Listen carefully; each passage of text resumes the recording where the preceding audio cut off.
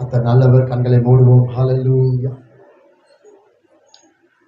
பாத்திர நீரே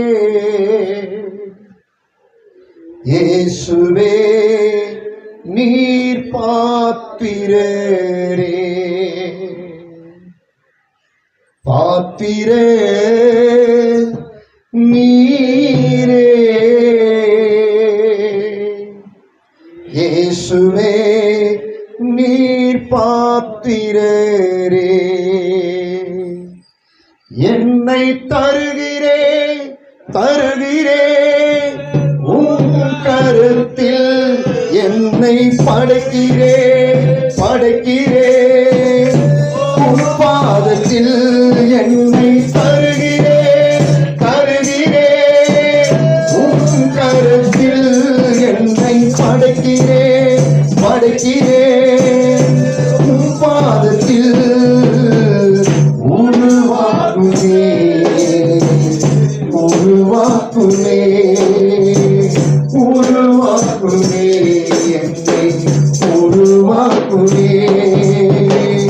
உயவனே உன் கையில் களிமண்ணா உனைத்து உருவாக்கும். என் சித்தமல்ல உன் சித்தம் நாதா, தருகிறேன் உன் கையிலே. என் சித்தமல்ல உன் சித்தம் நாதா, தருகிறேன் உன் கையிலே. என்னை தருகிறேன் தருகிறேன் உன் கரத்தில், என்னை படைக்கிறேன் படைக்கிறேன் உன் பாதத்தில். என்னை தருகிறேன் தருகிறேன் உன் கரத்தில், என்னை படைக்கிறேன் படைக்கிறேன் உன் பாதத்தில். உருவாக்குமே உருவாக்குமே உருவாக்குமே என்னை உருவாக்குமே. உன் சேவைக்காக என்னை தருகிறேன், வளைந்திடும் உன் சித்தப்போ. உன் சேவைக்காக என்னை தருகிறேன், வளைந்திடும் உன் சித்தப்போ. எனக்காக வாழாமல் உமக்காக வாழ்ந்திடேன், எனக்காக வாழாமல் உமக்காக வாழ்ந்திடேன். உருவாக்குமே என்னை உருவாக்குமே. சொல்லுமா? உருவாக்குமே என்னை உருவாக்குமே. இன்னொரு சொல்லுவோம். உருவாக்குமே என்னை உருவாக்குமே உருவாக்குமே என்னை உருவாக்குமே.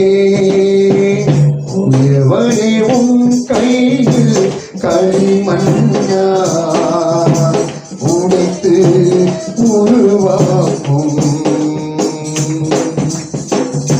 என் சித்தமல்ல உன் சித்தநாதா, தருகிறேன் உன் கையிலே. கமான்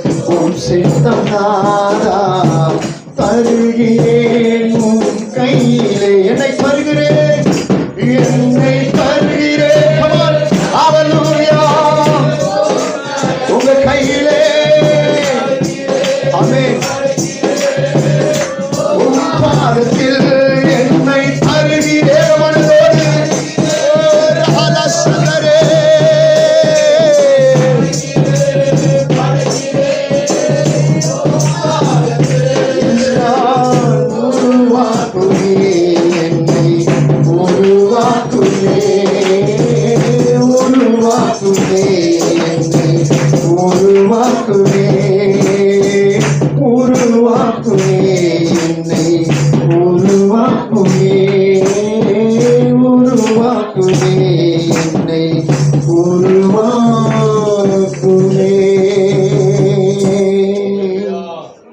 இயேசுவின் நாமத்தில் ஜெபம் கேளும் நல்ல பிதா. ஆமென். அல்லேலூயா. கர்த்தருடைய பரிசுத்தமுள்ள நாமத்துக்கு மகிமை உண்டாவதாக. இந்த காலை ஆராதனைக்கு வந்திருக்கிறவங்க யாவருக்கும் தேவ சமாதானம் சுகம் உண்டாவதாக. கர்த்தரை ஆசீர்வதிக்கட்டும். இந்த நாளின் செய்தியுடைய தலைப்பு உறுதியான தீர்மானம். தானியேலின் தீர்க்க தரிசன புஸ்தகம் 1ஆம் அதிகாரத்திலே 8வது வசனத்தை ஒருவர் வாசிக்க கேட்போம். அவர் பானம் பண்ணும் திராட்சரசத்தினாலும் தன்னை தீட்டுப்படுத்தல் ஆகாது என்று தன் இருதயத்தில் தீர்மானம் பண்ணிக்கொண்டு தன்னை தீட்டுப்படுத்தாதபடி பிரதானிகளின் தலைவரிடத்தில் வேண்டிக் கொண்டார். அல்லேலூயா. தன்னை தீட்டுப்படுத்தலாகாது என்று தன் இருதயத்தில் தீர்மானம் பண்ணிக்கொண்ட தானியேலை குறித்து தான் நாம் இன்றைக்கு தியானிக்க போகிறோம். அல்லேலூயா. யார் இந்த தானியேல்? எருசலேமிலே தேவனுக்கு முன்பாக நின்று தேவனுடைய நாமங்களை சொல்லி தேவனை ஆராதிக்கிற ஒரு வாலிபன். அல்லேலூயா. சமாதான ஸ்தலம் என்று சொல்லப்படுகிறதான எருசலேமிலே தேவனுக்கு முன்பாக நிற்கிற ஒரு உத்தமமான வாலிபன் இந்த தானியேல். அல்லேலூயா. இந்த தானியேல் 16வது வயதிலே நேபுகாத் நேச்சரால் பாபிலோனுக்கு கொண்டு வரப்படுகிறான். இந்த தானியேலை பாபிலோனிலே ஒரு சிறந்த வாலிபனாக இந்த வாலிபனை ராஜாவுக்கு முன்பாக நிறுத்துகிறார்கள். இந்த தானியேலும் தானியேலுடைய நண்பர்களும் அந்த இடத்திலே ராஜாவினுடைய போஜனத்திலே இவர்களும் சாப்பிடும்படி அந்த இடத்துல நியமிக்கப்படுகிறார்கள். அங்கேதான் இந்த ஒரு தீர்மானத்தை தானியேல் எடுக்கிறார். அல்லேலூயா. தொடர்ச்சியாக மேலுள்ள 2 வசனங்களை வாசிக்க கேட்போம். அவர்களுக்குள் யூதாபுத்திரராகிய தானியேல், அனனியா, மீசாவேல், அசரியா என்பவர்கள் இருந்தார்கள். பிரதானியின் தலைவன் தானியேலுக்கு பெல்தெஷாத்சார் என்றும், அனனியாவுக்கு சாத்ராக் என்றும், மீசாவேலுக்கு மேஷாக் என்றும், அசரியாவுக்கு ஆபேத்நேகோ என்றும் பெயரிட்டான். தானியேல் ராஜாவின் போஜனத்தினாலும் அவர் பானப்பட்டும் திராட்சரசத்தினாலும் தன்னை தீட்டுப்படுத்தலாகாது என்று தன் இதயத்தில் தீர்மானம் பண்ணிக்கொண்டு தன்னை தீட்டுப்படுத்தாதபடி பிரதானிகளின் தலைவரிடத்தில் வேண்டிக் கொண்டார். இந்த வாலிபர்களுடைய குவாலிட்டி ஏதோ சோரம் போனவங்க கிடையாது. நல்லா கவனமா கேளுங்க. சில வேளையில கர்த்தர் நாம எதிர்பார்க்காத இடத்துல நம்மை அனுப்பி வைப்பார், அல்லது எதிர்பார்க்காத சில விஷயங்கள் நம்முடைய வாழ்க்கையில நடக்கும். அது தேவனும் அந்த காரியத்துக்கு ஒத்துக்கொள்வார். அது நாம தோத்து போவோம் அல்லது அந்த இடத்துல போய் நாம கெட்டுடுவோம் அழிஞ்சிடுவோம்ன்றதுக்காக இல்லை. நம்மை அழைத்தவர் நம்மீது கொண்ட நம்பிக்கை நிமித்தமாக அதை செய்வார்.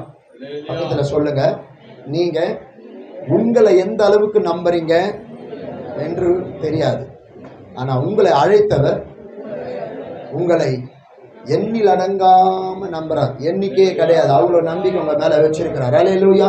நீங்க எங்க போனாலும் அவருக்கு சாட்சியா இருப்பீங்க. அந்த நம்பிக்கை உங்களை அழைத்தவர் வச்சிருக்கிறார் உங்க மேல. இந்த தானியேல் எப்படிப்பட்ட ஒரு வாலிபன் என்றால் ரொம்ப குவாலிட்டியான ஒரு வாலிபன். இவரை குறித்து 3ஆம் வசனத்தை நீங்கள் வாசியுங்கள்.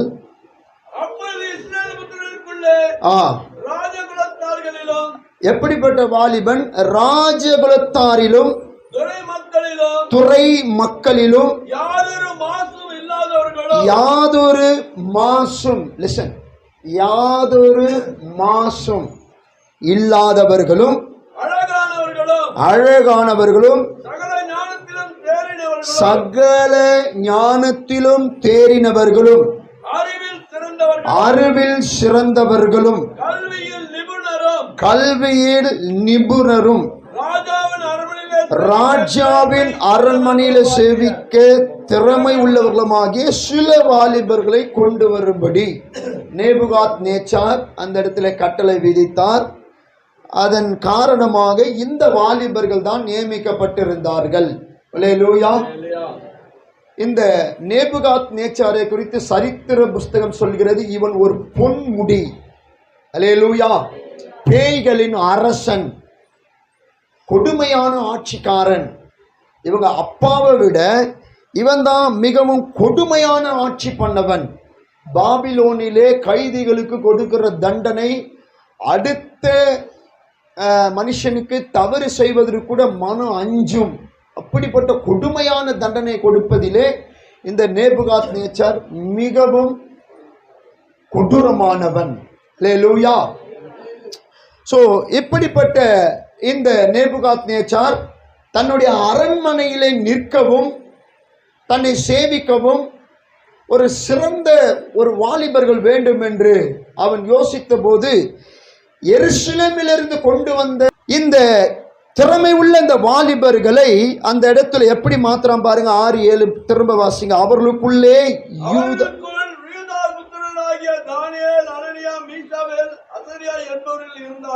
பாருங்க, இதுதான் இவங்களுடைய பெயர். எருசலேமிலே இவர்களுக்கு வைக்கப்பட்ட பெயர். இத அந்த நேபுகாத் நேச்சார் தன்னுடைய பாபிலோன் ராஜ்யத்துக்கு ஏற்ற மாதிரி விக்கிரகங்களுடைய பெயரை வைக்கிறான். அதாவது அங்க இருக்கிற விக்கிரகங்களுடைய பெயர். பிரதானிகளின் தலைவன் தானியேலுக்கு பெல்தேசாத்தார் என்றும் இது ஒரு விக்கிரகத்தினுடைய பெயர். அனனியாவுக்கு சாத்ராக் இது ஒரு விக்கிரகத்தினுடைய பெயர்.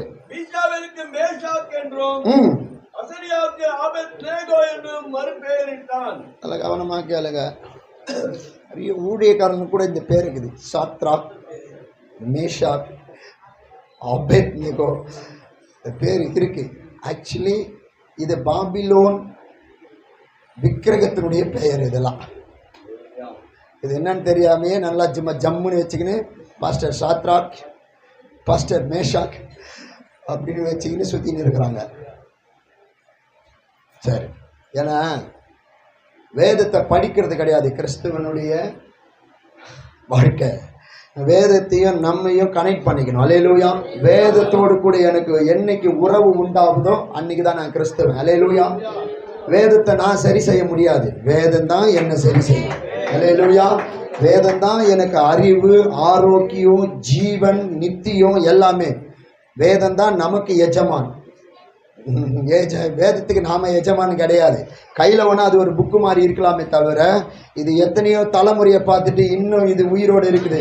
இதை படித்தவங்கெல்லாம் போய் சேர்ந்துட்டாங்க. பக்கத்தில் கை பிடிச்சோடு கையில் இருக்கிறது வேதம் இல்லை, இது நித்திய காலம் உன் தலையெழுத்தியை மாற்ற போற சரித்திர புஸ்தகம். அல்லேலூயா. இதுதான் உன்னை நியாயம் தீர்க்கும் என்று இயேசு சொல்லி இருக்கிறார். அல்லேலூயா. நான் சொன்ன வசனமே உன்னை அந்நாளிலே நியாயத்திற்கும். யோவான் 12:48 எடுத்து நீங்க வாசித்து பார்த்தீங்கன்னா நான் சொன்ன வசனம் தான் உன்னை நியாயம் தீர்க்கும் என்று இயேசு சொன்னார். சோ இங்க கவனமா கேளுங்க.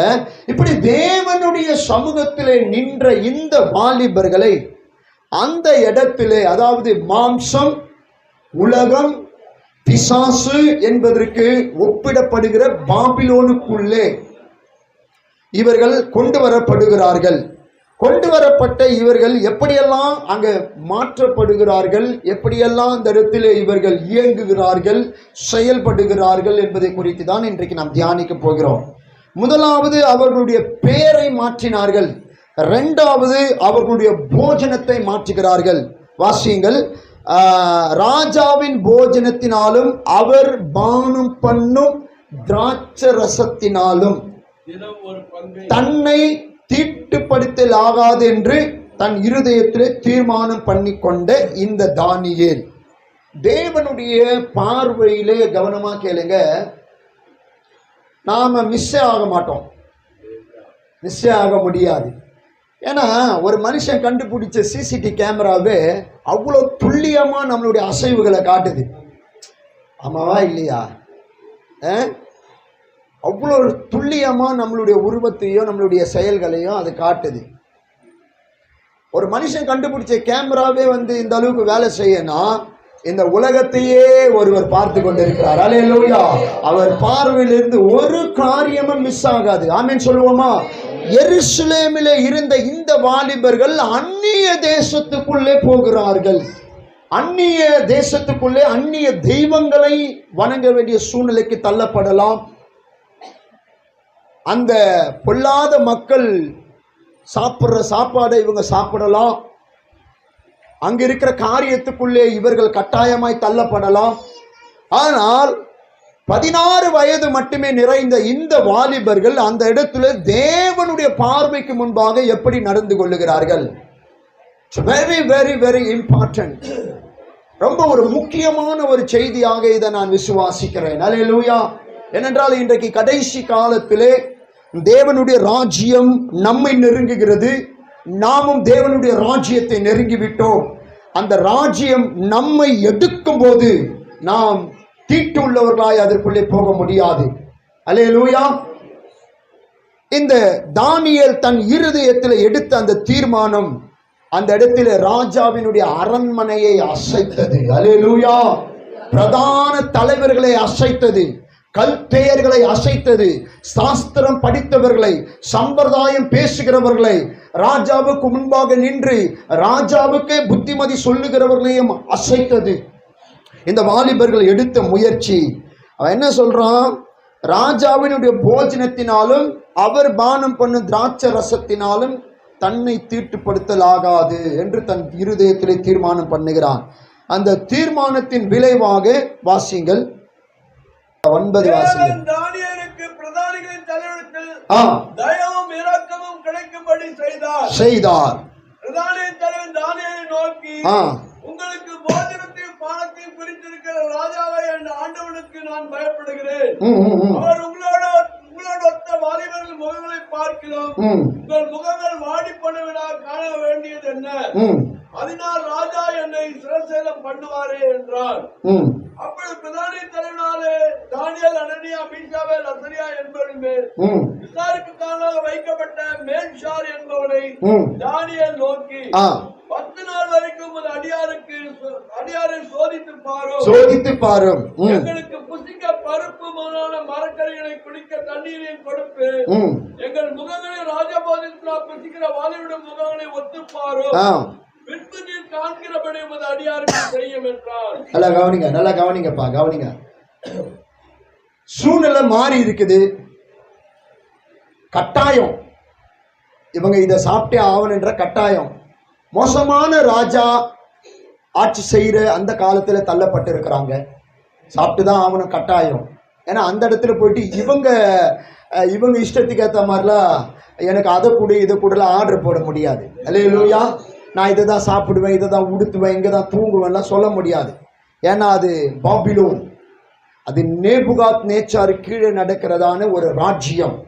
அந்த இடத்துல போயிட்டு இந்த தீர்மானத்தினுடைய உறுதியை ரொம்ப நேக்கா அந்த இடத்துல செயல்படுத்துறாங்க. அல்லேலூயா. நல்லா கவனமா கேட்கணும் தேவ ஜனங்க. தீர்மானம் எடுப்பது சுலபம், ஆனா அதுல உறுதியா இருந்து செயல்பட்டு நிலைத்திருப்பது கடினம். அல்லேலூயா. ஆமா, நான் ஜெபித்திருவேன் அப்படின்ட்டு இந்த இடத்துல தீர்மானம் எடுத்து ஜெபம் பண்ணிடலாம். ஆனா அந்த ஜெபத்தை உறுதியா நம்ம கொண்டு போறது கடினம். சரீரம் ஒத்துழைக்காது.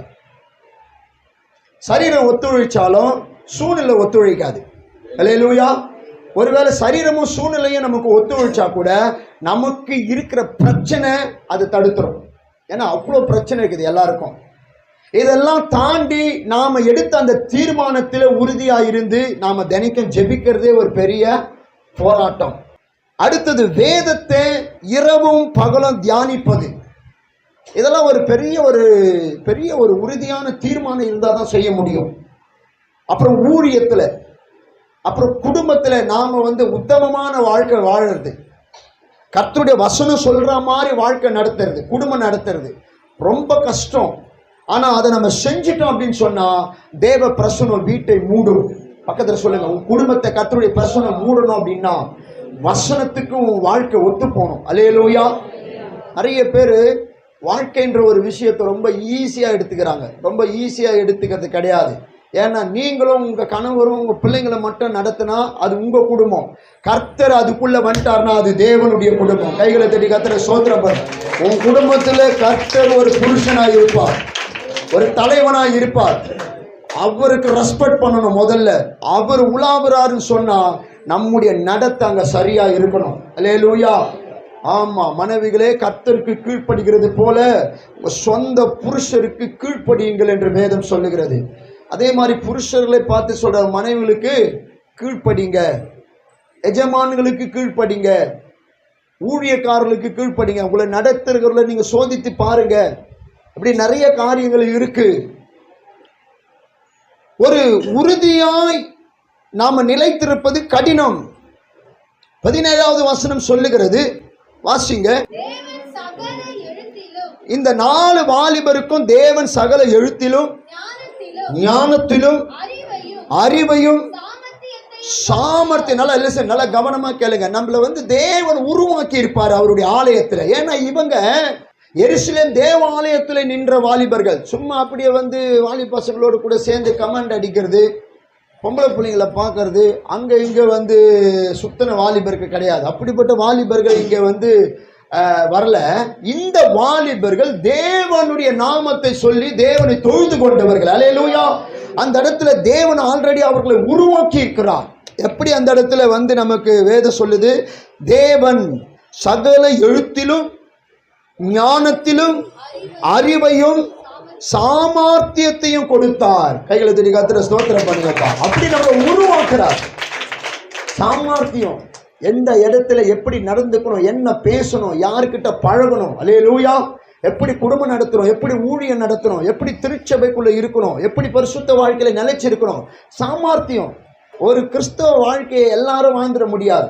எல்லாம் ஆசைப்பட்டு உள்ள வந்துட்டாங்க சர்ச்சு உள்ள. ஆனா கிறிஸ்தவ வாழ்க்கையில நிலைக்க முடியல. ஏன்னா அதுக்கு ஒரு சாமர்த்தியம் வேணும், அதுக்கு ஒரு அறிவு வேணும். அப்படி இருந்தாதான் கிறிஸ்தவ வாழ்க்கைக்குள்ள நிலைச்சிருக்க முடியும். நிறைய கிறிஸ்தவங்க ஆண்டவரை ஏத்துக்கிறாங்க, ஆனா ஆண்டவர் அவங்கள உருவாக்கணும்ட்டு மேல கையை வைக்கும் போது அவங்களால முடியல, நிக்க முடியல, அந்த சோதனையை தாங்க முடியல. சாமர்த்தியம். சபையில நாம கிறிஸ்தவங்களா நிலைச்சிருக்கிறது ஒரு சாமர்த்தியம். ஊழியத்துல கண்டினியூவா நம்ம ஒரு ஊழியக்காரனாவே இருக்கிறது ஒரு சாமர்த்தியம். எல்லா உறவுகளும் நம்மளை விட்டு போனாலும் நாம கிறிஸ்துவுக்காக நிலைச்சு நிக்கிறது ஒரு சாமர்த்தியம். அல்லேலூயா. கர்த்தர் கொடுத்ததை கர்த்தருக்கே கொடுத்து சந்தோஷமா வாழ்றது ஒரு சாமர்த்தியம். ஆமென்.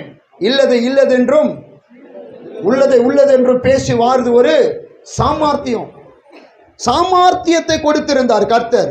தானியேலை சகல தரிசனங்களையும் சொப்பனங்களையும் அறியத்தக்க சொப்பனங்களை அறிகிற அறிவு உள்ளவனாய் கர்த்தர் மாற்றியிருந்தார். தரிசனங்களை பார்க்கிறவனாய் மாற்றியிருந்தார். சபையில என்ன பண்றோம் நம்ம? நல்ல கவனமா கேளுங்க. சபையில நம்ம என்ன பெற்றோம், சபையில நம்ம என்ன பண்றோம், சபை நமக்கு என்ன பண்ணுது, என்ன கற்றுக் கொடுக்குது, எது சபை? பாருங்க, எருசலேம் தேவ ஆலயம் இவங்களை உருவாக்கி இருக்குது. தரிசனத்தை பார்க்கிறவனா, சொப்பனத்தை அறிவிக்கிறவனா, சாமர்த்தியம் உள்ளவனா, ஞானத்தில எழுத்துல சிறந்தவனா, எருசலேம் தேவ ஆலயம் இந்த வாலிபனை உருவாக்கி இருக்குது. உருவாக்கப்பட்டவன் அந்நிய தேசத்துக்குள்ள ஒரு தீர்மானம் எடுக்கிறான். கைகளை தட்டி கர்த்தரை ஸ்தோத்திரம் பண்ணு. பாருங்க, நாம இந்த இடத்துல உருவாகி இருந்தனா எந்த இடத்துல நாம ஒரு தீர்மானமாய் வாழ்வோம். அல்லேலூயா. எப்படிப்பட்ட சூழ்நிலையிலும் மனரம்யமாய் இருக்க கற்றுக்கொள்ளுவோம். ஏன்னா இது தேவன் நமக்கு நியமித்து கொடுத்த வாழ்க்கை. பிறப்புக்கும் இறப்புக்கும் நடுவில் இருக்கிற இந்த கொஞ்ச கால வாழ்க்கையை கிறிஸ்துவுக்காக நாம கொடுத்துட்டோம் சொன்னா இதனுடைய முடிவு நித்தியம். கைகளை தட்டி கர்த்தரை ஸ்தோத்திரம் பண்ணுங்க. இதனுடைய முடிவு நித்தியம். இந்த வாழ்க்கைக்குள்ள சில உறவுகள் வரும், சில உறவுகள் மறையும். அல்லேலூயா. சில உறவுகள் நம்மை விட்டு பிரியும். ஆனா கர்த்தர் நம்மோடு கூட நிலைத்திருப்பார். நாம கர்த்தரோடு கூட நிலைத்திருப்போம். ஏன்னா இங்க நாம எதையும் சாதிக்க முடியாது. நிறைய பேர் இங்க சாதிக்கணும் நினைச்சு என்னென்னவோ பண்றாங்க. ஆனா தேவ சித்தை இல்லாம தலையில் இருக்கிற ஒரு மயிராகிலும் கீழே விழாது. அவர் நினைச்சாதான் இந்த இடத்துல நாம எதையும் செய்ய முடியும். யார் யார் என்னென்ன செய்யணும்னு கர்த்தர் நியமித்திருக்கிறார். துன்மார்க்கனை அக்கினிக்கு இரையாகவே வைத்திருக்கிறார் என்று வேதம் சொல்லுகிறது. அவனை மாற்றவே முடியாது. அதே சமயத்துல கர்த்தருக்காக இந்த இடத்துல விதைக்கப்பட்டவர்கள் பாவியா இருந்தாலும் ஒரு நாள் நீதிமானாய் மாற்றப்படுவார்கள். அல்லேலூயா. நம்முடைய வேலையே கர்த்தருடைய விதை அழிந்திருக்கிறது. அங்கங்க அந்த அழிந்து போன விதையெல்லாம் நாம் எடுத்து கழுவி கர்த்தருக்காக முளைக்க வைக்கணும். அல்லேலூயா. அதுதான் நம்முடைய ஊழியம், அதுதான் நம்முடைய சாமர்த்தியம். இங்க வேதாகம் சொல்லுகிறது 19வது வசனம் வாசிங்கள். ராஜா அவர்களோடு பேசினான். அவர்கள் எல்லாருக்குள்ளும் தானியேல், அனனியா, மீஷாவேல், அசரியா என்பவர்களைப் போல வேறொரு காணப்படவில்லை. பாருங்க, நிறைய பேர் எருசலேமிலிருந்து இருந்து கட்டி தூக்கின்னு வந்துக்கிறான். நிறைய பேர் கட்டி தூக்கின்னு வந்துக்கிறான். ஆனா அந்த இடத்துல இந்த தானியேல், மிஷாவேல், அசரியா, அனனியா இவங்கள மாதிரி ஒரு திறமையான ஒரு ஞானம் உள்ள ஒரு வாலிபர்களை நேபுகாத்நேச்சார் அவன் ஊர்லயே பார்க்கல, அவன் நாட்டிலேயே பார்க்கல, அவன் ராஜ்யத்திலே பார்க்கல. எருசலேம் இருந்து கொண்டு வந்த இந்த வாலிபர்களை அவன் வந்து அங்கே செலக்ட் பண்ணுறான், அலசி பார்க்குறான். என்ன எந்த இடத்துல இவங்க வந்து ஏன் அரண்மனையில் நிற்கக்கூடிய அளவுக்கு திறமையாக இருக்கிறாங்கன்ட்டு. அப்புறம் பார்த்தா ராஜாவே சொல்கிறான், இவர்களைப் போல வேறு ஒருவனும் காணப்படவில்லை. ஆகையால் சமூகத்தில் நின்றார்கள். ஞானத்துக்கும் புத்திக்கும் அடுத்த எந்த விஷயத்தில் ராஜாவை கேட்டு விசாரித்தானோ அதிலே தன் ராஜ்யம் எங்குமுள்ள சகல சாஸ்திரிகளின் ஜோசியரிலும் அவர்களை 10 மடங்கு சமர்த்தராக கண்டார். பாருங்க எப்படி பாருங்க. அல்லேலூயா. நல்லா கவனமா கேளுங்க. நாம உருவாகி இருக்கிறோம் அல்லது உருவாகி கொண்டு இருக்கிறோம் அப்படின்னு சொன்னா அடுத்தது நம்மளை யாரை யூஸ் பண்ண நினைப்பான் தெரியுமா? கவனிங்க சபை மக்கள், கவனிங்க. நாம இந்த இடத்துல பக்காவா சூப்பரா உருவாகிட்டோம்னா அடுத்தது நம்மை யார் யூஸ் பண்ண நினைப்பான்? பிசாசு.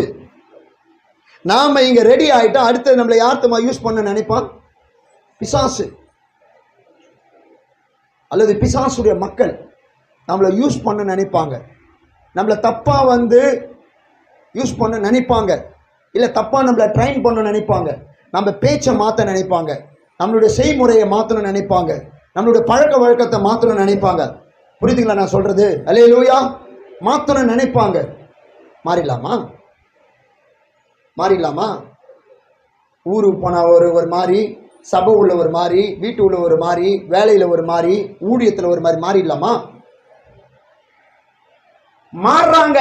அல்லேலூயா. மாறிக்கின்னு இருக்கிறாங்க. கேட்டா சொந்த பந்தெல்லாம் வேணும்ன்றாங்க, ஜாதி ஜனம் வேணும்ன்றாங்க. அதுவும் வேணுமா, இதுவும் வேணுமா? நீ கிறிஸ்தவன் இல்லை. கர்த்தர் தான் உன்னை அழைச்சாருன்னா நீ அவருடைய கட்டத்துல தான் நீ நிற்ப. அல்லேலூயா. அவருடைய வட்டத்துக்குள்ளதான் வாழ்வ. உன் தலையே போனாலும் நீ கர்த்தருக்காக சாவியே தவிர அங்கே இங்கே காலை வைக்க மாட்ட. அல்லேலூயா. அதுதான் கர்த்தர் உன்னை தெரிந்து கொண்டதனுடைய அடையாளம். சும்மா மாறி பின்னி நடக்க மாட்டாங்க அபிஷேகம் பெற்றவங்க. பாருங்க, இந்த இடத்துல 10 மடங்கு அவங்கள வந்து சாமர்த்தியம் உள்ளவர்களாய் சமர்த்தராக அந்த ராஜா பார்க்கிறான். அப்படி பார்க்கும்போது தொடர்ச்சியாக வசனம் சொல்லுகிறது. தானியேல் 2ஆம் அதிகாரம் 10வது வசனம். 2:10 வாசிங்க.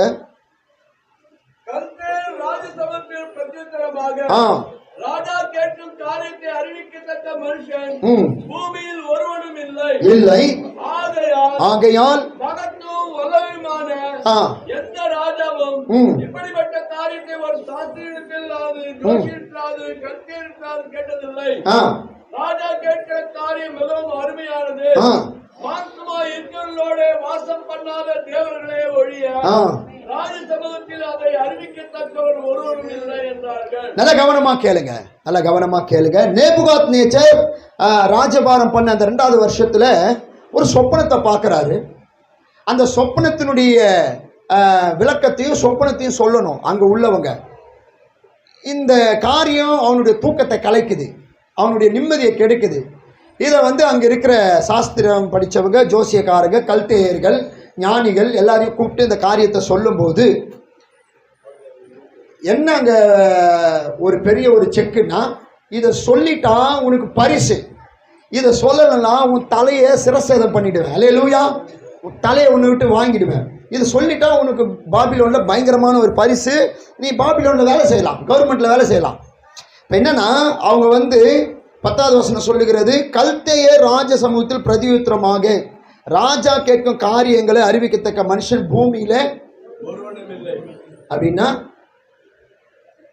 இத்தனை வருஷமா உனக்கு ஆலோசனை கொடுத்து உன் சொப்பனங்களுக்கு விடை அளித்து உனக்கு ஐடியாலாம் கொடுத்த எங்களையே தடுமாற வைக்கக்கூடிய அளவுக்கு, எங்க அறிவுக்கு புலன்படாத அளவுக்கு இப்படி ஒரு சொப்பனம், இதுக்கு விளக்கம். என்ன சொல்லிட்டான், ராஜா கேட்கும் காரியத்தை அறிவிக்கத்தக்க மனுஷன் பூமியில ஒருவனும் இல்லை அப்படின்னா, இந்த சொப்பனம் ஏதோ நீயா பார்த்ததோ இல்ல இங்கிருந்து வந்ததோ இல்ல, இந்த சொப்பனத்தை கொடுத்தவர் ஒருத்தர். அல்லேலூயா, அல்லேலூயா. அதனாலதான் இதனுடைய விளக்கம் நல்லா பாருங்க. 1 கொரிந்தியர் 2ஆம் அதிகாரம் 9வது வசனத்தை நீங்க வாசித்து பார்த்தீங்கன்னா,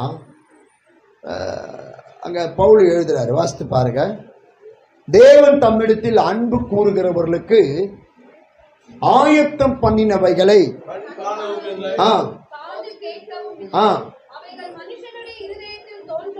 பாருங்க. சில விஷயங்களை மட்டும்தான் கர்த்தர் பார்க்கவும் யோசிக்கவும் அனுபவிக்கவும் நமக்கு உரிமை கொடுத்துக்கிறாரு தவிர, பல விஷயங்களை கர்த்தர் மறைச்சே வச்சிருக்கிறாரு. ஆனா அதெல்லாம் நம்ம முன்னாடி தான் இருக்கு. ஆனா இன்னும் நம்ம அதை பார்க்கல, இன்னும் நம்ம அதை பத்தி கேட்கல, இன்னும் நம்ம இருதயத்துக்கு கூட அது தோன்றல. ஆனா எல்லாம் இங்கதான் இருக்கு. சிலதை தான் பார்க்கிறோம், சிலதை தான் கேட்கிறோம், சிலதை தான் அனுபவிச்சுட்டு இருக்கிறோம். அல்லேலூயா. இங்கதான் இருக்கு, ஆனா நமக்கு அதை மறைச்சு வச்சிருக்கிறார். ஆமென் சொல்லுங்க. அல்லேலூயா. நான் டிஸ்கவரி சேனல் பார்ப்பேன். இந்த டிஸ்கவரி சேனல் நான் பார்க்கும்போது சில இடங்கள்லாம் காட்டுவாங்க. இந்த மாதிரி இடம்லாம் இந்த உலகத்துல தான் இருக்குதான்னு யோசிப்பேன். அல்லேலூயா.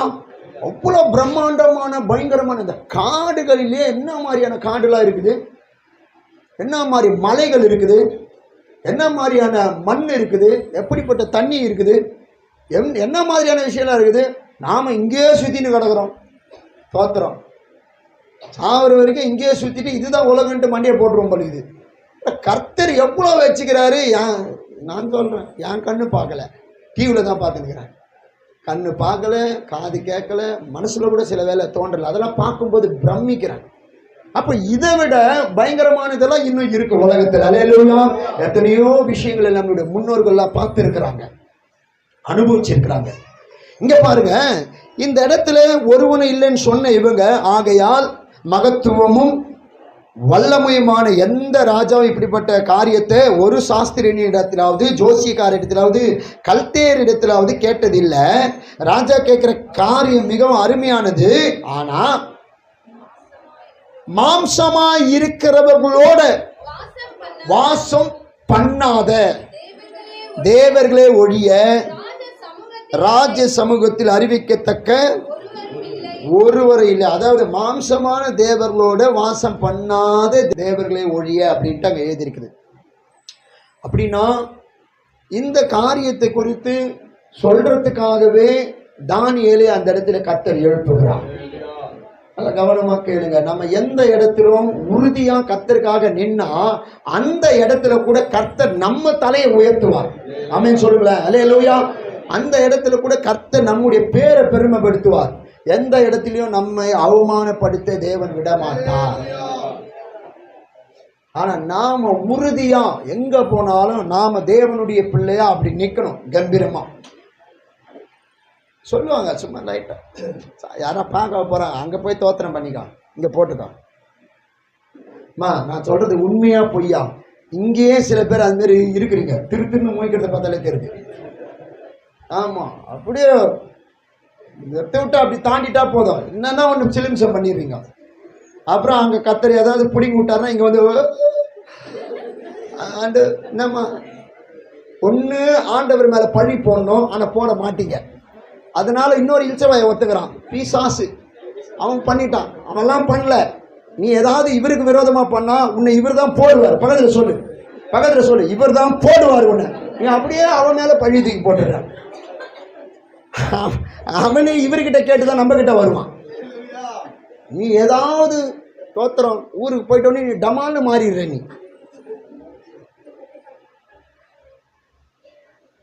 அவருக்கு நல்லா தெரியும், நீங்க தோத்திரம் போடுற அங்க போய் பட்டையை போடுற புட்டாணி ஆண்டவருக்கு மொட்டையை போட்டுருவீங்க.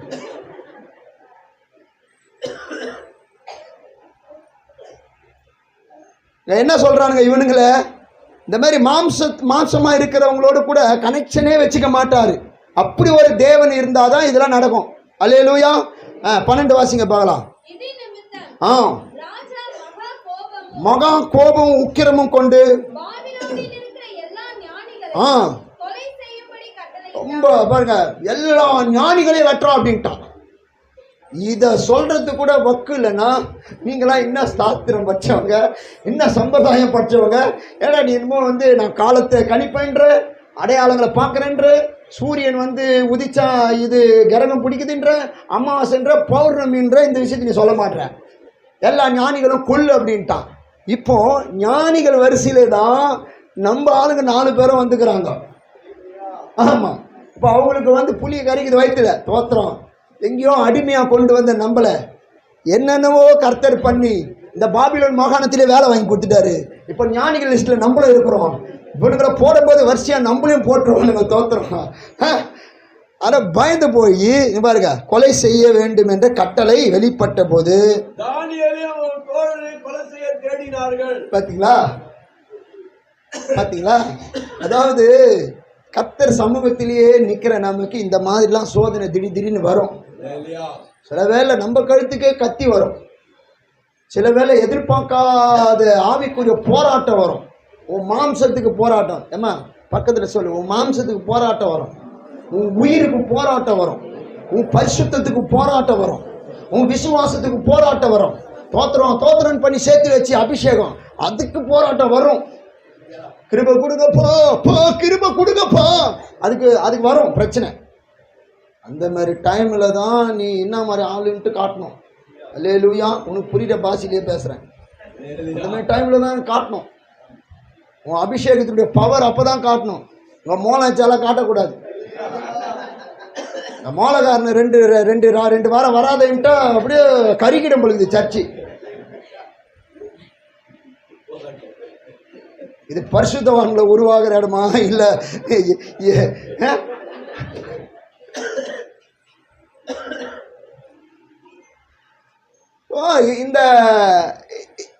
இந்த வரிசையில இவனுங்க வந்துட்டாங்க 4 பேரும். எல்லாருமே தானியேலுக்கு 16 வயசு, கூட இருக்கிறவங்களுக்கு 17, 16, 15, இவ்வளவுதான். இவங்க டீமுக்கே 18லேருந்து 16 வரைக்கும் தான் வயசு. இவங்க எல்லாம் இப்போ அங்கே வந்துட்டாங்க. இப்போ அதுவும் பெரிய போஸ்டிங் வேற, பாபிலோன் மாகாணத்தில் பெரிய வேலை வேற, எல்லாம் நின்னாச்சு. நின்ற உடனே தானியேலும் அவங்க 3 பேரையும் கூப்பிட்டு, அப்பா இந்த மாதிரி இருக்கு, என்ன பண்ணலாம்? 17 வாசிமா. தன் வீட்டுக்கு போய்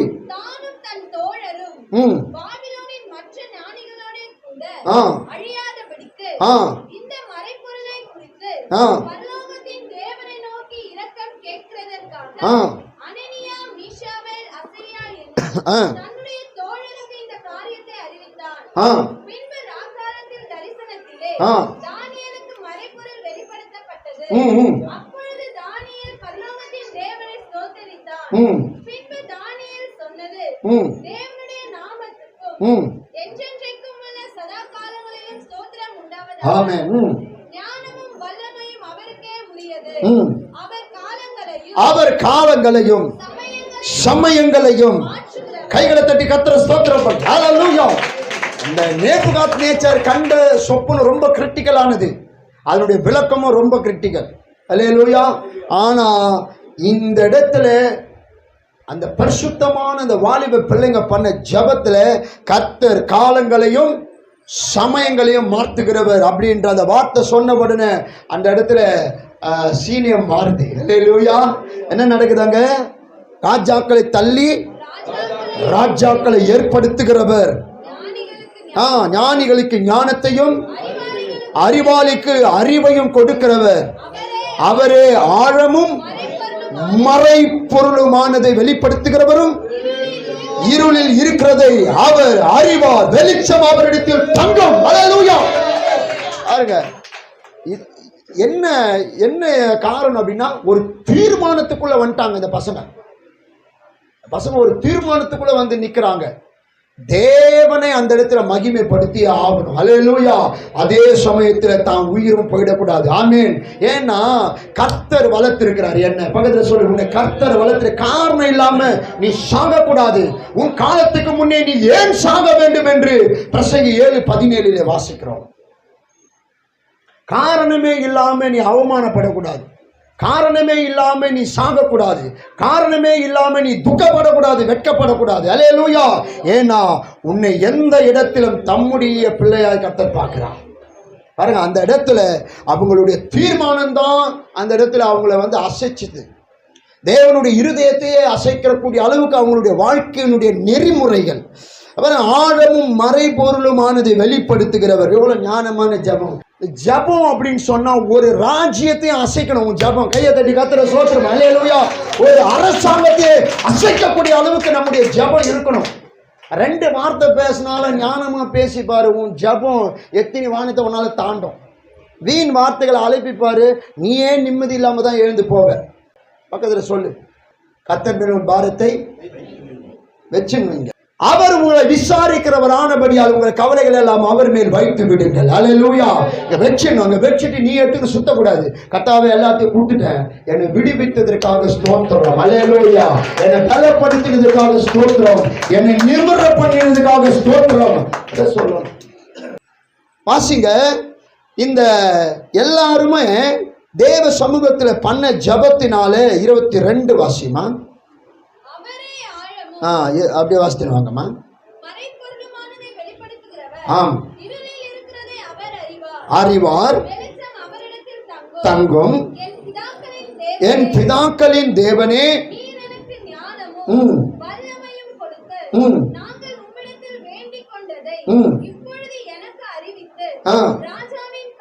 பாருங்க, அந்த ஜபத்தினுடைய அந்த ஒழுங்கு பாருங்க. அதுதான் நான் ரொம்ப ஃபீல் பண்ணி பேசுறேன். அந்த ஒழுங்கு பாருங்க. என் பிதாக்களின் தேவனே, நீர் எனக்கு ஞானமும் வல்லமையும் கொடுத்து நாங்கள் உம்மிடத்தில் வேண்டிக் கொண்டதை இப்பொழுது எனக்கு அறிவித்து ராஜாவின் காரியத்தை எங்களுக்கு தெரிவித்தபடினால் ராஜாவினுடைய காரியத்தை இப்ப என்கிட்ட கொண்டு வந்துட்டீங்க, அதுக்காக உண்மை துதிக்கிறேன். ஏன்னா கொஞ்ச நேரத்துக்கு முன்னாடி என்ன அடிமையா பார்த்தான். அவனுக்கு முன்னாடி என் தலையை உயர்த்தத்துக்கு நீங்க ஒரு வாய்ப்பை ஏற்படுத்தி கொடுத்தீங்க, அதுக்காக துதிக்கிறேன். அல்லேலூயா. சில வேளையில நமக்கு வெட்கம் உண்டாகும்படி பிசாசு சில விஷயங்களை நமக்கு கொண்டு வந்தாலும் அந்த இடத்துல கர்த்தர் உங்க தலையை அப்படி உயர்த்துவார், உங்க பேர் அந்த இடத்துல பெருமைப்படுத்துவார். நீங்க தான் அவங்களை விடுதலை செய்வீங்க. யார் உங்களை வேணான்னு சொல்றாங்களோ அவனுக்கு ஒரு நோயை கொடுத்து உன்னை மருத்துவனாய் மாத்துவார் அந்த இடத்துல. அல்லேலூயா. உன் ஜபம் அவனுடைய படுக்கையை மாத்தி போடும். உன் ஜபம் அவனுடைய குடும்பத்தை மாற்றும். உன் ஜபம் அவனை விசாரிக்கும். அவன் வாழ்க்கையே வந்து திசை திருப்போம். உன் ஜபம் நீ வேஸ்ட்ன்ட்டு நினைச்ச அதே மனுஷன் உன்னாலதான் அவன் வந்து வாழன்னு சொல்லுவான். கையை உயர்த்தி ஸ்தோத்திரம் பண்ணு. அல்லேலூயா. ஏன்னா நம்முடைய உறுதி, நான் யாரு மேல கட்டப்பட்டிருக்கிற வீடு தெரியுமா? கண்மலை மேல, கிறிஸ்துவின் மேல, கிறிஸ்துவுக்குள்ள இருக்கிற, கிறிஸ்துவினுடைய வசனத்தினால கட்டப்பட்டு இருக்கிற ஒருவனும் என்னை வெட்கப்படுத்த முடியாது. ஒரு ஆமென் சொல்லுங்களேன். தொடர்ச்சியா வாசிங்க, தொடர்ச்சியா வாசிங்க.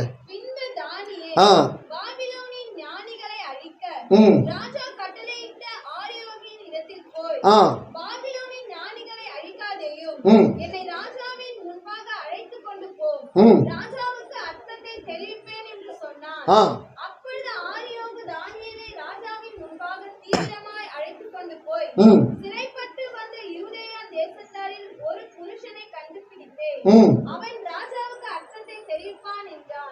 ராஜா பெல்ஷாத்சார் என்னும் நாமமுள்ள தானியேலை நோக்கி, நான் கண்ட சொப்பனத்தையும் அதன் அர்த்தத்தையும் நீ எனக்கு அறிவிக்க கூடுமா என்று கேட்டான். கூடுமா? ஏன்னா எதனால கூடுமா அப்படின்னு கேட்டிருக்கிறான்னா, காலகாலமா எங்க அப்பா காலத்திலேருந்து என் பாட்டன் காலத்திலேருந்து இந்த பாபிலோனை நாங்க அரசாட்சி பண்றோம். எல்லாம் இந்த சாஸ்திரம் படிச்சவங்கள ஜோசியக்காரரை நம்பி தான் நாங்கள் ஆட்சியை நடத்துறோம். அல்லேலூயா. சாஸ்திரிகளை நம்பி, ஜோசியக்காரரை நம்பி, இந்த பண்டிதர்களை நம்பி தான் நாங்கள் ஆட்சியை நடத்துறோம்.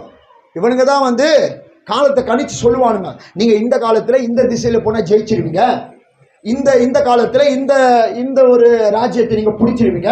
ஏன் எருசலேமை முற்றுகை போட்டது முதல்ல கொண்டு இவனுங்க சொல்லிதான் செஞ்சேன். அப்படிப்பட்டவனுங்களே இதை எங்களால சொல்ல முடியாதுன்ட்டானுங்க.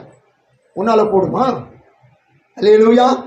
பக்கத்துல சொல்லு, சில ரகசியங்கள் உனக்குள்ள இருக்கு. பக்கத்துல கைப்பிடிச்சு சொல்லுவான், சில ரகசியம் உனக்குள்ள இருக்கு. அது அறிகிற அறிவு தான் இல்லை உனக்கு. நான் சொல்றது உண்மையா பொய்யா? நீ பக்கத்து வீட்டுக்காரி எப்படிக்கிறான் அது நினைச்சு நிக்கிற, அந்த அறிவு தான் இருக்குது உனக்கு. அவன் எப்படிக்கிறான், இவன் என்ன பண்றான், அந்த சபை என்ன பண்ணு, இந்த அறிவு தான் உனக்கு இருக்கு. உனக்குள்ளதான் ரகசியம் இருக்கு, அது அறிகிற அறிவு தான் இல்லை. அல்லேலூயா. நான் யாருன்றதை நான் தெளிவா புரிஞ்சுக்கணும். நான் எப்போ வாயை திறக்கணுமோ அப்பதான் திறப்பேன். அல்லேலூயா. எங்க என்ன பேசணுமோ அதை தான் பேசுவேன். ஏன்னா நான் பேசினா விஷயத்தோட பேசுவேன், நான் போனா ஒரு காரியத்தோட போவேன். அல்லேலூயா. கண்ட இடத்துல சுத்தின்னு இருக்க மாட்டேன். பக்கத்துல சொல்லு, கண்ட இடத்துல சுத்தாத.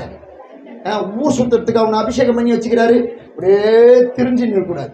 நீ போனா காரியமா போகணும். அல்லேலூயா. ஆமா, யோசேப்பு காரிய சக்தி உள்ளவனா இருந்தான், கர்த்தர் அவனோடு இருந்தான். கவனிங்க. உன்னால கூடுமா அப்படின்ட்டு அப்படி கேட்கும் போது தொடர்ச்சியா வாசிமா 20.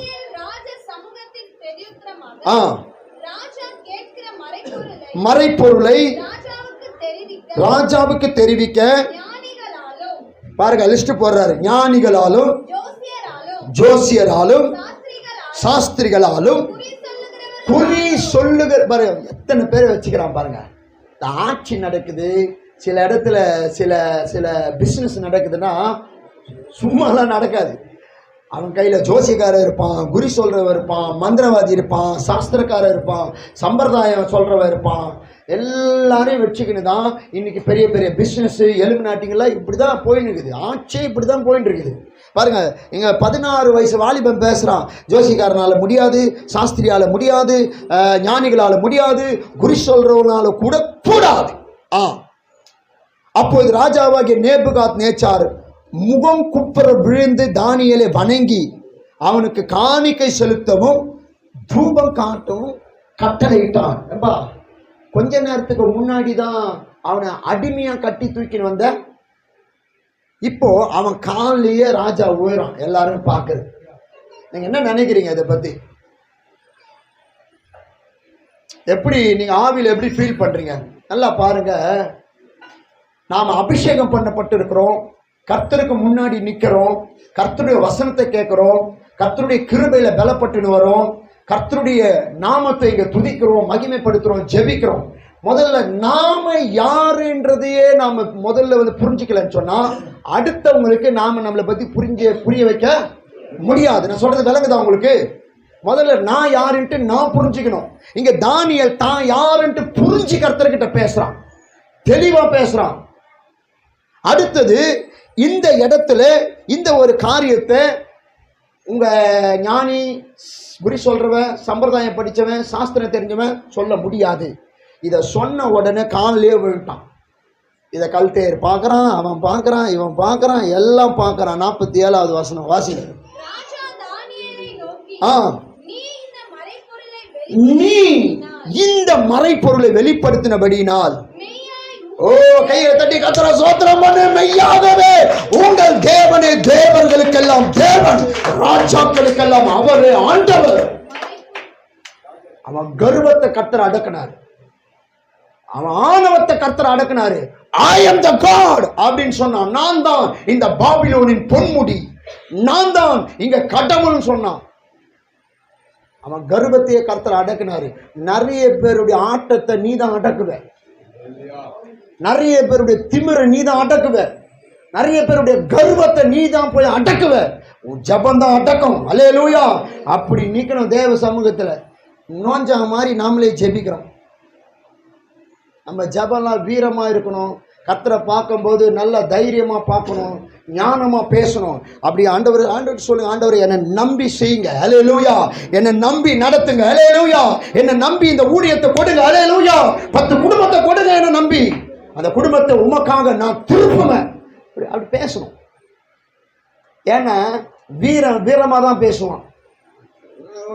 போய் செத்துருவேன் நீ, என்னை துரத்திடுவாங்களோ, உன்னை துரத்துவாங்க தான், அங்கே போனால் கல்லால் அடிச்சிருவானோ, கல்லால் தான் அடிப்பான். பக்கத்தில் சொல்லு, நீ சாவ மாட்டேன். கல்லால் அடிப்பான்.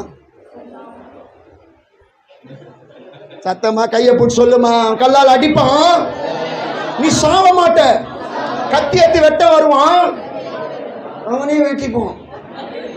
ஆமா, நீ கல் உலக மாதிரி நீ எங்க போனாலும் சுத்தி நீங்க தான் வருவ. உன் வேலை முடியாம, உன் காலம் முடியாம நீ சாக மாட்ட. ஆமென். என்ன மாதிரியான ராஜாவுக்கு முன்னாடி 16 வயசு பையன், அவன் கடவுள் ஆயிட்டான், இவன் அடிமை ஆயிட்டான். கொஞ்ச நேரத்துக்கு முன்னாடி இவன் நினைச்சான் அவன் என்ன சேவிக்க வந்தான், சேவிக்க ராஜாவின் சமூகத்தில், அப்படிதானே அப்படிதான் போட்டுச்சு, ராஜாவின் சமூகத்தில் சேவிக்கத்தக்க வாலிபர்கள், அப்படிதானே போட்டுச்சு.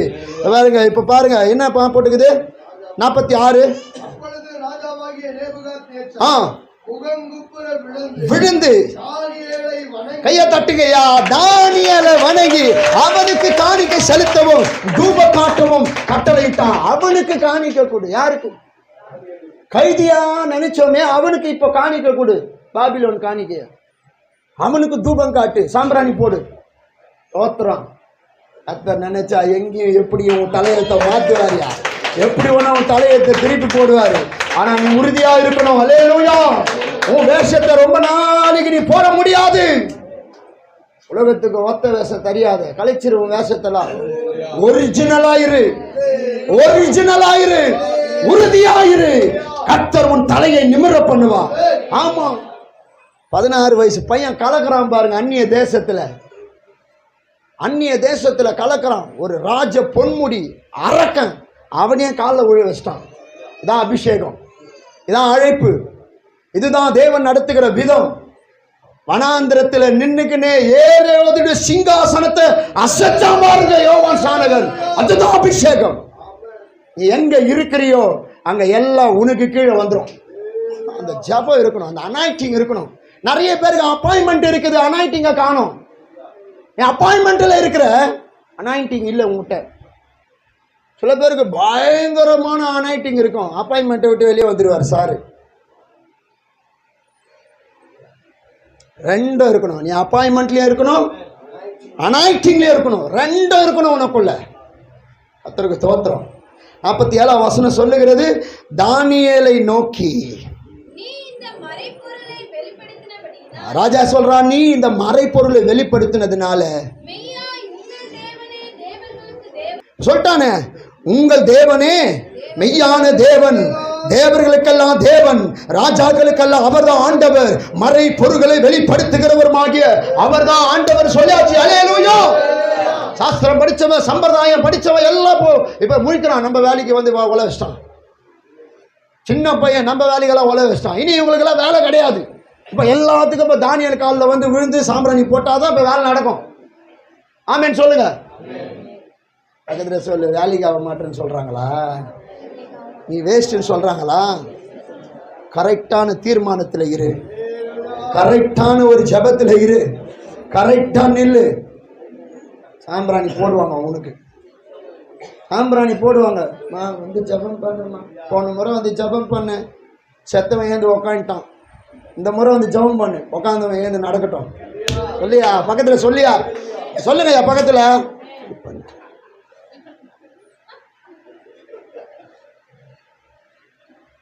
அவன் நல்லா இருந்தா கூட அவன் காலை உடைச்சுனாச்சும் உன்னை அனுப்புவார்.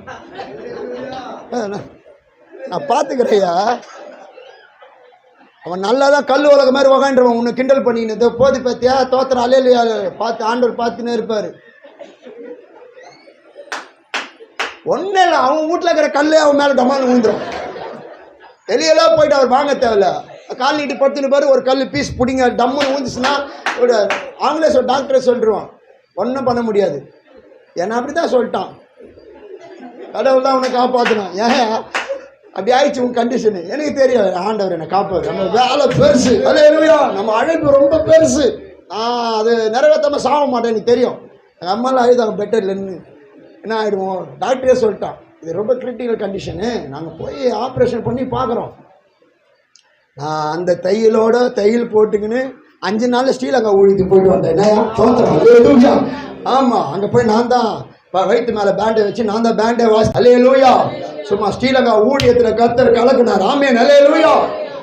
உறுதியாக இருந்தா எந்த இடத்திலும் கர்த்தர் உன்னை வந்து பயன்படுத்துவார். நான் சொல்றதை கேளு. உன்னை யாருன்னு கிண்டல் பண்ணுறான், அவங்ககிட்ட நீ வந்து தர்க்கம் பண்ணாத, வாக்குவாதம் பண்ணாத. அவனை பார்த்து தோத்திரம் ஆண்டவர் போயிட்டு நீ பாட்டு தோத்திரம் பண்ணிட்டு போ. அவன் வீட்டில் இருக்கிற கல் அவன் கால் மேலே விழுந்து உன்னை கூப்பிடுவாம்மா, ஜெபம் பண்ணிட்டு போம்மா, ஜெபம் பண்ணிட்டு போ. நீ ஒன்றும் பண்ண இயேசு நாமத்தில் நட, பின்னாடியே ஓடிடுவான். ஒருத்தன் அப்படி தான். ஏன் பிச்சை குடியா எங்கே எருசலேம் தேவாலயத்தில் பிச்சை கொடு, பிச்சை தான் கேட்டோம். சொன்னேன் பணம்லாம் இல்லை, நாங்களே வந்து சோத்துக்காக. ஆனால் நாங்கள் ஒன்று தரோம், நசரனாகி இயேசு நாமத்தில் நட்ட. பிச்சை கேட்காத என்கிட்ட, பிச்சைலாம் போகிறதுக்கு காசு இல்லை. ஆனால் நான் சம்பாதிச்ச ஒரு சொத்துக்குது, இயேசு நாமத்தில் ஏத்து நட்ட. அது 4 வரைக்கும் பிச்சை காட்டுவேன். உள்ள தோத்திரம் பண்ணிக்கிறான் எகிரி அல்லேலூயான்ட்டு. பிச்சை போடலாம் பார்க்குறான். இப்போதான் பிச்சை போட்ட உனக்கு உள்ள வந்து தோத்திரம் பண்ணி பிடிச்சிருக்கிற. அதான் என் ஆண்டவர். அல்லேலூயா. எந்த இடத்துல ஒன்னாலும் பயன்படுத்துவார். தீர்மானம் தான் அதனுடைய பேக்ரவுண்டு. 48 வாசிங்க பார்க்கலாம்.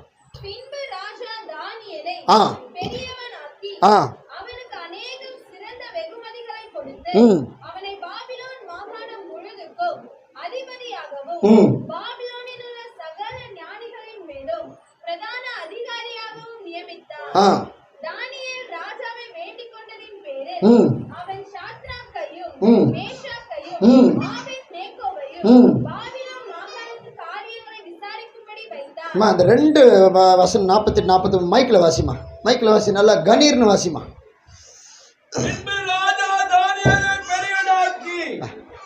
பின்பு ராஜா தானியேலை பெரியவனாக்கி நல்லா கவனமா கேளுங்க. நான் என்ன எதனால் அப்படி வாசிக்க சொன்னேன் தெரியுங்களா? இந்த தானியேலையும் அவங்க நண்பரையும் பாபிலோன் எப்படி இன்ட்ரடக்ஷன் பண்ணுது தெரியுமா? ஒரு எருசலேமிலே கட்டி கொண்டு வரப்பட்ட ஒரு கைதியாக தான் இன்ட்ரடக்ஷன். அவனை பற்றி அப்படிதான் அறிமுகம் செய்து கைதிகளாக தான். இப்போ அப்படியே ஒரு 2 அதிகாரத்தில் அவங்களுடைய தலையெழுத்தியை மாத்துறார் ஆண்டவர். அல்லேலூயா. பாருங்க, ராஜா தானியேலை பெரியவனாக்குறார்.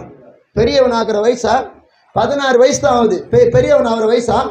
அங்கே எவ்வளோ பழம் சாப்பிட்டு கொட்டை போட்டதில் இருக்குது தெரியுமா? உள்ள அது தடி ஊடுகிற ராஜா அவர்களே, இந்த காலகட்டத்தில் நீங்கள் அங்கே போனால் அதை முற்றுகையிடுவீர்கள். அதெல்லாம் அங்கே இருக்கு. பயப்புள்ள 16 வயசுல அங்கே போய் நின்றுக்கின்னு தோத்திரம் பண்ணிக்கின்னு சும்மா ஜெயிச்சிட்டான்ப்பா. பக்கத்தில் சொல்லு, சும்மா தோத்திரம் பண்ணி ஜபம் பண்ணி அங்கே பெரியவன் ஆயிட்டான். பெரியவர் ஆகிற 16 வயசு தோத்திரம். 16 வயசு உள்ள தானியேலை பெரியவனாக்கி அவனுக்கு அநேக சிறந்த வெகுமதிகளை கொடுத்து அவனை பாபிலோன் மாகாணம் முழுவதுக்கும் அதிபதியாகவும் பாபிலோனுள்ள சகல ஞானிகளுக்கும் பிரதான அதிகாரியாகவும் நியமித்தார். பிரதம மந்திரியா போஸ்டிங் எடுக்கிறான். அல்லேலூயா. பிரதம மந்திரியாக அந்த இடத்துல நியமிக்கப்படுறான். சின்ன சின்ன கல் எடுத்து கர்த்தர் மூளைக்கு தலைக்கல்லா வைக்கிறார். பக்கத்தில் சொல்லு, சின்ன கல். பிரதம மந்திரி ஆயிட்டாப்புல. 72 வருஷம் அந்த இடத்துல அந்த கவர்மெண்ட்ல தானியேல் வேலை செய்கிறார். அல்லேலூயா. ஆனால் 2 தலைமுறையை பார்த்துட்டார். நேபுகாத்நேச்சார் செத்து அடுத்து அவன் புள்ள ஆட்சி எடுக்கிறான். ஆனால் தானியேல் அங்கே வேலை செய்கிறார் 72 வருஷம். அல்லேலூயா. பக்கத்தில் சொல்ற, அவனும் முறிந்து விழுவான், நீயோ நிலைத்திருப்பாய். அவர்களோ முறிந்து விழுவார்கள், நீயோ எழுந்து நிமிர்ந்து நிற்பாய். அல்லேலூயா. ஒருவர் உன்னை அழிக்க முடியாது. எந்த மந்திர சூனியமும் உனக்கு பலிக்காது. எதை பார்த்தா பயப்படாதே. பல்லியை பார்த்தா கூட தோத்திரம் பண்ற ஆளை நான் பார்த்துக்கிறேன். பல்லி கிச்சு கிச்சுன்னு கத்தக்கூடாது. கதுத்துன்னு ஒரு அம்மா தோத்திரம், தோத்திரப்பா தோத்திரப்பா. சும்மா லைட்டா ஒரு ஷேடோவை பார்த்துக்கூடாது. பொல்லாத ஆவிய சபரபல கடக. உனக்கு ரொம்ப பெரிய பாம்புலாம் போட தேவையில்லை. சும்மா அப்படி பாம்பு மாதிரி ஏதோ ஒரு காட்டினா போதும். நீ அங்கேயே உக்காந்து தோத்துறாண்டவர். கத்தரே வெளியே வா சொன்னாலும் இங்கே நாறுனால நாரிடுறேன், வரமாட்டேன். அது மாதிரிலாம் இருக்கு சில விசுவாசில தோத்திரம். இந்த கர்த்தர் பார்த்துப்பார். அடுத்தது 49 வாசிங்க ஐயா. தானியேல் ராஜாவை வேண்டிக் கொண்டதின் பேரில் அவன் சாத்ராக்கையும் மேஷாக்கையும் ஆபேத்நேகோவையும் பாபிலோன் மாகாணத்துக்கு காரியங்களை விசாரிக்கும்படி வைத்தான். காரியங்களை விசாரிக்கிற அப்படின்னா, ஏன்னா இவனுங்களை தாண்டி யாரும் உள்ள வர முடியாது, வெளியே போக முடியாது. இவனுங்க தான் அங்க கேட்டு, பாபிலோன் கேட்டு கிடையாது. இவனுங்களை கர்த்தர் பாபிலோனுக்கு கேட் ஆக்கிட்டாரு. பக்கத்துல போய் சொல்லு, நீதான் உன் எல்லைக்கு நீதான் காவல். ஹல்லேலூயா. நீ அவர்களுக்கு காவலனா இருப்பேன்னு சொன்னார் கர்த்தர். நீ ஆயத்தப்படு, உன்னோடு கூட இருக்கிற கூட்டத்தை ஆயத்தப்படுத்து, நீ அவர்களுக்கு. இவங்க தான் பாபிலோனின் காவலாளிகளா மாட்டாங்க. அல்லேலூயா. இவனுங்களை கேட்டுக்கு தான் உள்ளவே போகணும். வெளியே வரும்போது கூட இவனுங்கிட்ட எல்லாத்தையும் காட்டிட்டு தான் வெளியே வரணும். பாபிலோனை விசாரிக்கிற, காரியங்களை விசாரிக்கிற ஒரு வேலைக்குள்ள இவங்க இருந்தாங்க. இப்போ என்ன பிரச்சனை தெரியுமா? இந்த மாதிரி கடகடன்னு முன்னேறினவங்க அந்த இடத்த ஒரு சில காரியத்தினால, ஒரு சில ஆட்களால சோதனையும் அவங்களுக்கு வந்துச்சு. அதே இடத்துல இருக்கிற கல்தேயர்கள் இவங்களை போட்டு கொடுத்தாங்க. தானியேலை சிங்ககபியில போடக்கூடிய சூழ்நிலை வந்தது. இவங்களை எரிகிற அக்கனியில போடக்கூடிய சூழ்நிலை வந்தது. எந்த இடத்திலும் இவங்க தீர்மானமா இருந்ததுனால கர்த்தர் அங்க இறங்கினார். அல்லேலூயா. அதுதான் நம்ம தீர்மானம் தான் நம்முடைய மரணத்தையே மாத்தி போடும். நம்முடைய தீர்மானம் தான் நமக்கு விரோதமான ஆயுதங்களை முறிக்கும். நம்முடைய தீர்மானம் தான் துஷ்டன் நம் வழியாய் கடந்து போகாதபடிக்கு காக்கும். நம்முடைய தீர்மானமே நம்முடைய கேடகம். அல்லேலூயா. நல்லா உறுதியா இருக்கணும். அதனால சில இழப்புகள் வரும், சில உறவுகள் முறியும், சில பலவீனங்கள் வரும், சில பிரச்சனை நமக்கு விரோதமா எழும்பும். ஆனா நம்முடைய தீர்மானம் நம்மை காக்கும். கர்த்தர் தீர்மானம் உள்ளவனை தான் அவர் செலக்ட் பண்றார். ஏன்னா ரோமர் 12:12 அப்படிதான் வசனம் சொல்லுகிறது. நம்பிக்கையிலே சந்தோஷமா இருங்க, உபத்திரவத்துல ஜபத்துல உறுதியா இருங்க. உறுதி உங்க இந்த பசங்களுடைய உறுதி தான் அந்த இடத்துல, அந்த அந்நிய தேசத்துல கர்த்தர் இறங்கும்படி செய்தது. கர்த்தர் இறங்கினாரு பாருங்க. அங்க இருக்கிறவங்க எல்லாருமே பார்த்து ஆச்சரியப்பட்டான். நம்ம ஊழியத்துல கர்த்தர் இறங்கணும். பக்கத்துல கைப்பிடி சொல்லு, உங்க ஊழியத்துல நீ நிக்கிறத விட ஆண்டவர் வரணும் அந்த இடத்துல. அப்படி இருக்கணும் உன் ஊழியம், அப்படி இருக்கணும் உன் பேச்சு, அப்படி இருக்கணும் உன் பிரசங்கம். கர்த்தர் இறங்கணும், அது அந்நியன் பார்க்கணும். அல்லேலூயா, அல்லேலூயா. தீர்மானமான ஒரு வாழ்க்கைக்குள்ள வாங்க. எல்லாம் எழுந்து நில்லுங்க. ஆமென். ஹல்லேலூயா, ஹல்லேலூயா. அடுத்த மாதத்துல நமக்கு ஆவிக்குரிய முதிர்ச்சி அப்படின்ற தலைப்புல நாம ஆவியில எவ்வளோ மெச்சூரிட்டியா இருக்கிறோம், அப்படி இருக்கணும் அப்படின்றத குறித்து நம்ம தியானிக்கலாம். எல்லாரும் எழுந்து நில்லுங்க. ஹல்லேலூயா, ஹல்லேலூயா. ஆமென். நாம எல்லாரும் கைகளை உயர்த்தி ஸ்தோத்திரம். ஹல்லேலூயா. மேகஸ்தம்பம் மேலிருந்து பாதுகாக்குது, பாதை காட்ட பகலெல்லாம் கூட செல்லுது. அன்பான தேவன் என்னோடு வருவார், அது போதும் என் வாழ்வில். இருந்து கரங்களை உயர்த்தி சொல்லுங்க. அன்பான தேவன் என்னோடு வருவார், அது போதும் என் வாழ்விலே. தேவா நான் எதினால் விசேஷித்தவன், அச்சா நான் எதினும் யோசிப்பவன். தேவா நான் எதினால் விசேஷித்தவன், அச்சா நான் எதினும் யோசிப்பவன். கையத்தட்டே எதினா இது எதினா நீ என்னோடு வருவதினா. எதினா இது எதினா நீ என்னோடு வருவதினா.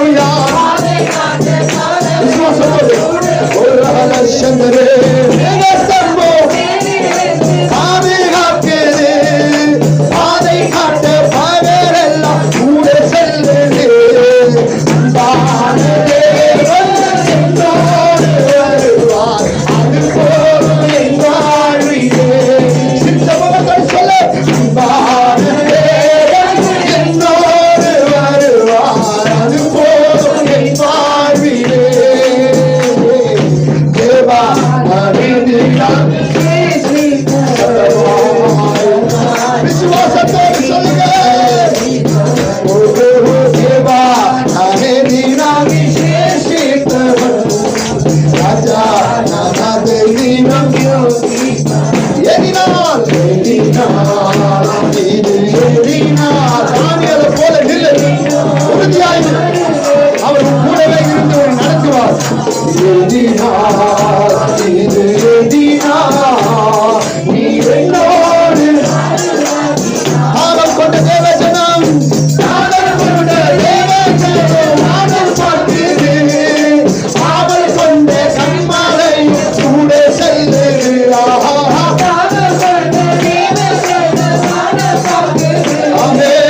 ஆவல் கொண்ட கண்மாலையும் கூட செய்தது. என் தேவன் தீர்ப்பார், சந்தோஷம் நான் பாடுவேன். என் தேவன் தீர்ப்பார், சந்தோஷம் நான் பாடுவேன். சிவதரவதிய கதை சந்தோஷம் நான் பாடுவேன். தேவா நான் எழுதினாகி சேஷித்த சத்தம் சத்தமா கைகள் தட்டி ஆடியோடு உண்மையோடு கருத்தா சொல்ல அவே. தேவா நான் எழுதினாகி சேஷித்தவன்,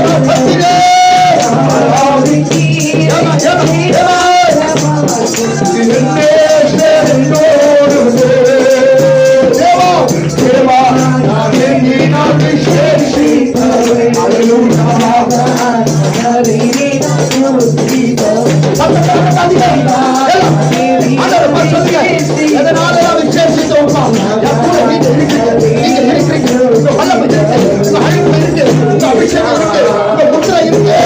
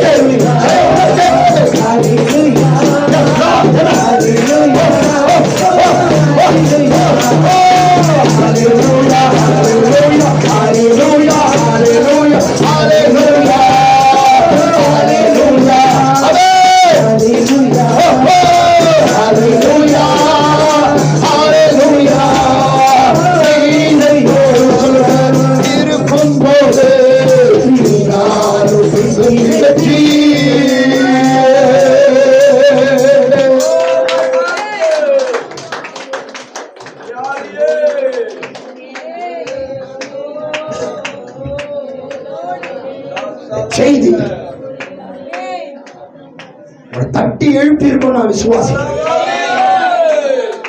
மங்கி எரிகிற விளக்கை அணையாது,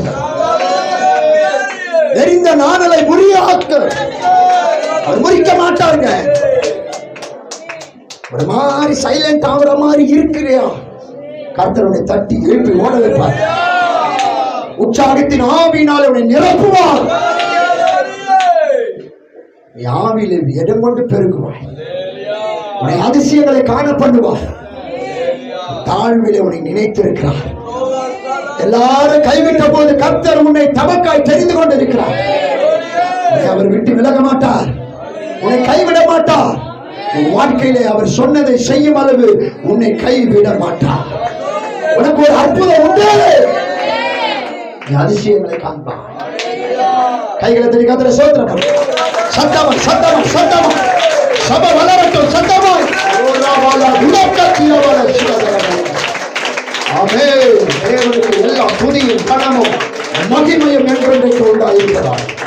ஆமென்.